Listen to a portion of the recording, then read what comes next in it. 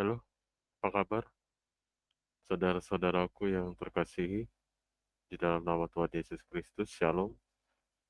Pada kesempatan kali ini, saya akan membahas tentang, saya akan mengambil judul dulu ya, mengambil judul Melihat yang Tak Kelihatan.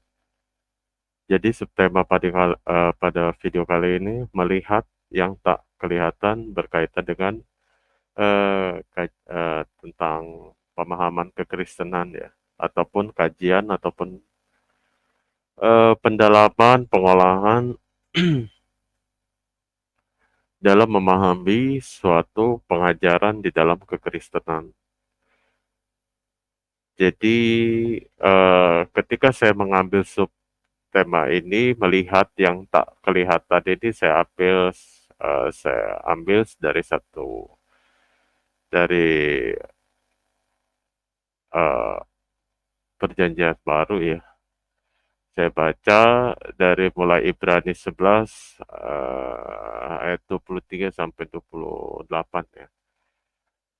Jadi setelah saya kaji, ayat itu, saya menarik kesimpulan banyak hal. Jadi, pengikut Kristus, memiliki suatu visi yang khusus gitu. Mmm, Mereka melihat yang tak kelihatan, menurut Alkitab memang mungkin melihat apa yang tidak kelihatan. Kita dapat mengenal Allah, kita dapat mengenal Kristus yang telah bangkit. Melihat Allah membuat orang Kristen, mampu bertahan dalam iman. Melihat yang tidak kelihatan memberi hidup berarti. Banyaklah yang tidak kelihatan, umpamanya mengenai suatu kebenaran kasih dan juga pengharapan. Ketika kita mengucap syukur kepada Allah bahwa apa yang tidak kelihatan bisa, hal itu menjadi nyata gitu, baik secara fisik yang kita lihat dan kita sentuh. Tetapi bila, di dalam Alkitab itu berbicara tentang Dia yang tidak kelihatan, maka ia mengharapkan mata kita tertuju kepada Allah yang abadi dan juga Dia juga Maha Kuasa. Namun, kita dalam memiliki visi kepada Allah yang tidak kelihatan itu memberikan kita kekuatan, untuk bertahan dan hidup dalam kemenangan. Meskipun berada di tengah-tengah kesulitan yang sangat-sangat menyesak sekali ya. Saya pun merasakan hal itu, tetapi ketika kita menempatkan rasa syukur kita kepada Allah, semuanya akan indah pada waktunya. Jadi jangan terlalu berharap menempatkan itu kepada duniawi, apalagi sampai kita memberikan suatu, ruang yang it yang itu kita berikan tuh sisa-sisanya kepada Allah gitu, itu jangan ya, jangan sampai seperti itu. Banyak juga di antara mereka itu, yang mengejek hal melihat Allah gitu, tidak percaya bahwa ada Allah yang kelihatan gitu. Tetapi bila kamu tuh mengenal para pengejek yang seperti itu gitu, kamu cukup berdoa saja gitu. Jika ada yang mengejek hal-hal seperti itu yang masih mungkin pikirannya atau akalnya kurang ini ya, kurang make sense gitu. Kamu hendaklah berdoa agar Allah tuh memberikan visi iman ya. Jadi kita dapat menemukan Allah,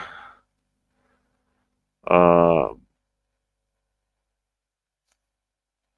dengan melalui iman ya.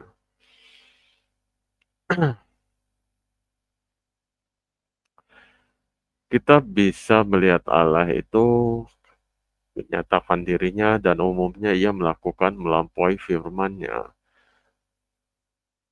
Yang saya maksud itu yaitu di dalam Alkitab. Karena Alkitab itu berisi firman-firman Tuhan itu.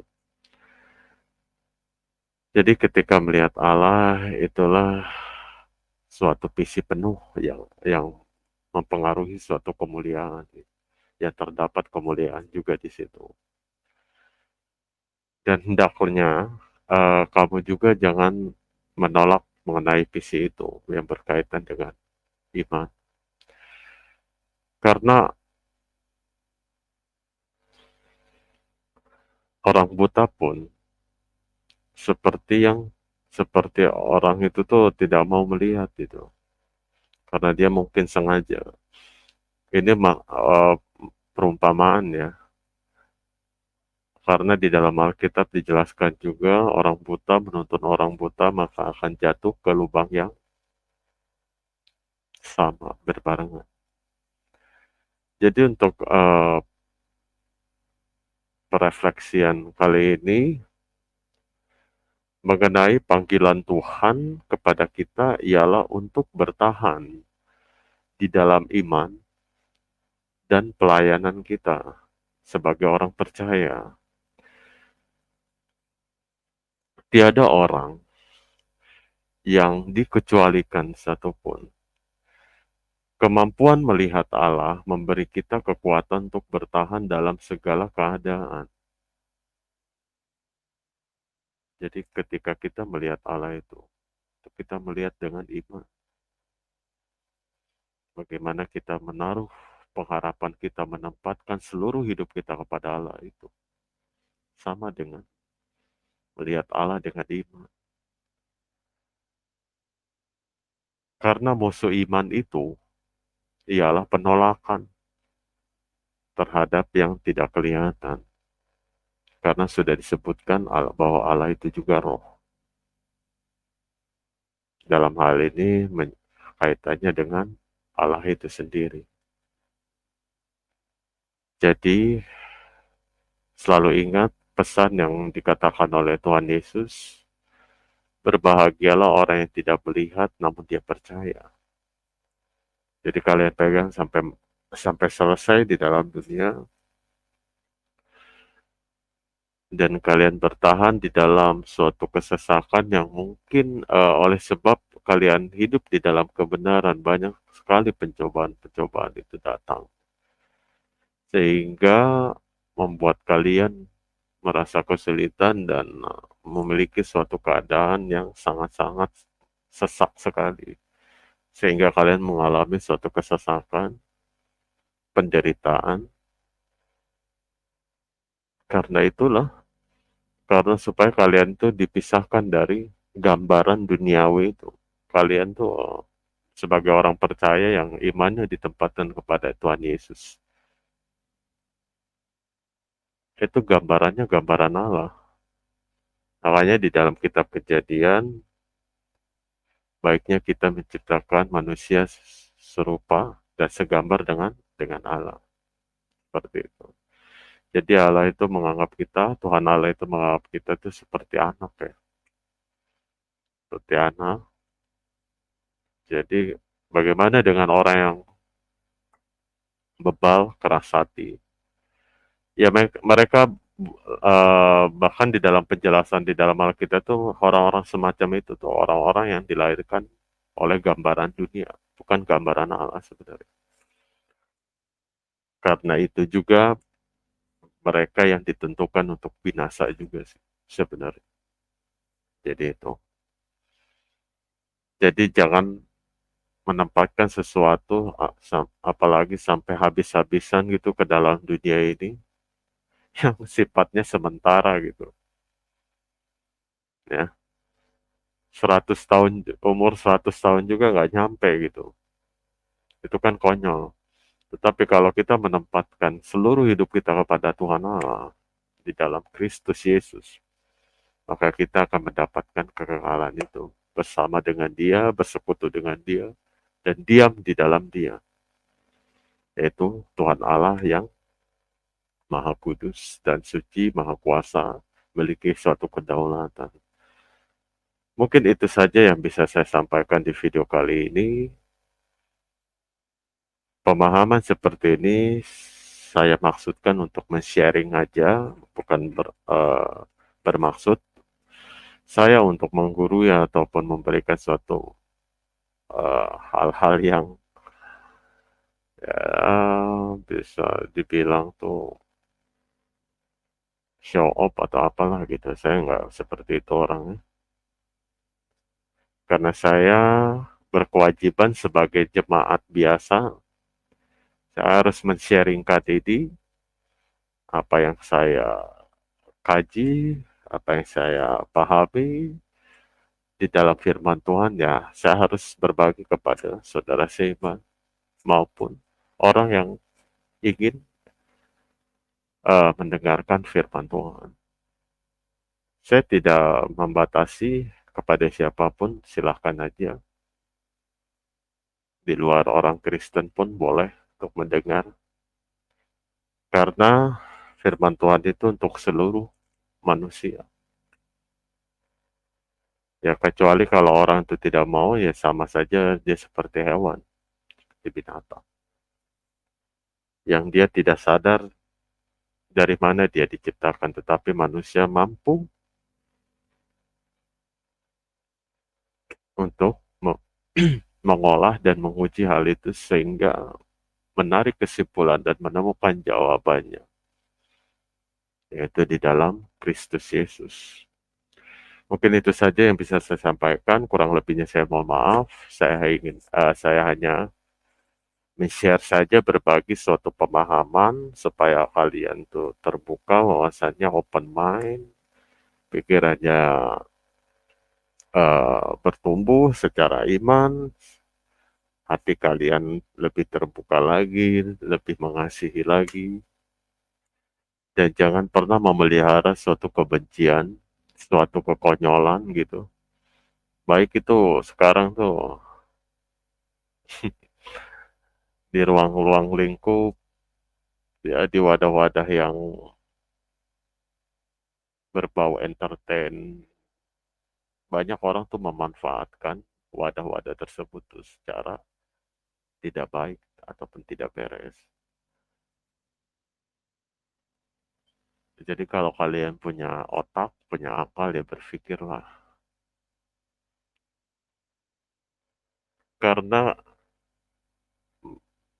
manusia itu harus bisa memiliki suatu transisi atau pembaharuan di dalam dirinya untuk sampai kepada dan pulang kepada, ya seperti itu, pulang kepada sang penciptanya, bertransisi menuju terang sehingga kalian tuh sama dan memiliki dan kalian menjadi kepunyaan Allah itu sendiri. Sama seperti terang dan kalian kepunyaan Tuhan Allah itu sendiri. Allah mengasihi manusia seperti anak dan orang tua. Seperti itu. Kasihnya luar biasa sekali. Tapi banyak orang duniawi ya seperti itu. Di zaman sekarang, di era sekarang. Ya mungkin dimaklum sajalah, mungkin. Ya. Mereka ingin mencari jati diri ataupun mencari sensasi atau popularitas atau ya mencari suatu hiburan diri. Kan yang menempatkan seperti itu aja, tapi mereka meninggalkan tanpa sadar, mereka hilang, tergerus oleh kebiasaan, kebudayaan, entertain, mereka mengentertain diri mereka sendiri, sehingga mereka semakin jauh dari Tuhan dan menghilang seperti bias di dalam debu, lalu lenyap. Dan itulah orang-orang yang akan dibinasakan nanti di hari penghakiman.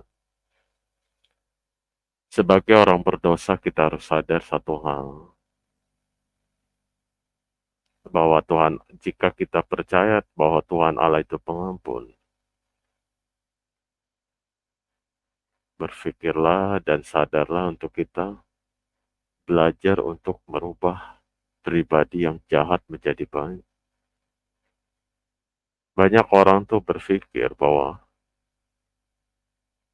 lah gue mah, ya saya mah apa adanya aja, memang begini karakter saya. Itu kekonyolan. Karena quote-quote seperti itu ya tidak akan menolong. Itu bukan jawaban, itu falasi namanya. Penyesatan dalam berpikir dan mengolah kepribadian kita itu membentuk. Menurut saya sih itu. Jadi pahami baik-baik banyak hal-hal yang harus kita rasakan dalam peristiwa itu. Kita lebih rendah hati, kita lebih menerima, jangan tenggelam kepada suatu hiburan yang kekonyolan, yang sudah sangat-sangat parah, tapi membuat kalian itu menjadi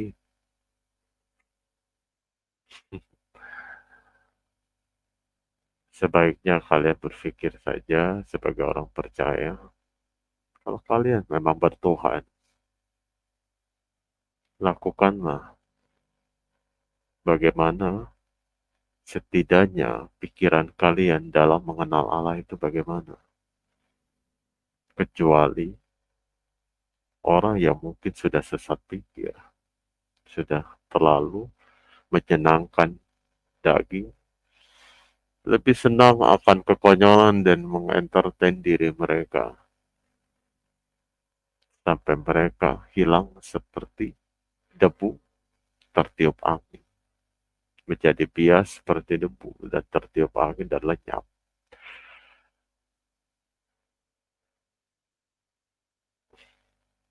Jangan berpikir kalau penghakiman itu tidak ada.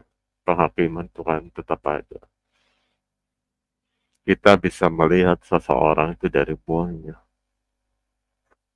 bagaimana perlakuan mereka, bagaimana uh, mereka itu hanya memikirkan yang terlihat saja. Mereka hanya melihat cover gambaran-gambaran duniawi saja gitu. Tapi mereka lupa hal yang tidak kelihatan itu, yang menguasai, yang menciptakan. Karena perlu diingat ya, iblis tidak bisa menciptakan, tetapi Tuhan Allah bisa menciptakan. Dan dia berkuasa atas segalanya. Iblis tidak berkuasa atas segalanya. Yesus telah menundukkan kerajaan maut dan maut itu, bahkan sangat maut. Jadi tidak ada lagi kutukan di dalam nama Tuhan Yesus Kristus. Tetaplah tanamkan itu, Tuhan Yesus itu ada di dalam diri kita, dan kita ada di dalam diri Tuhan Yesus.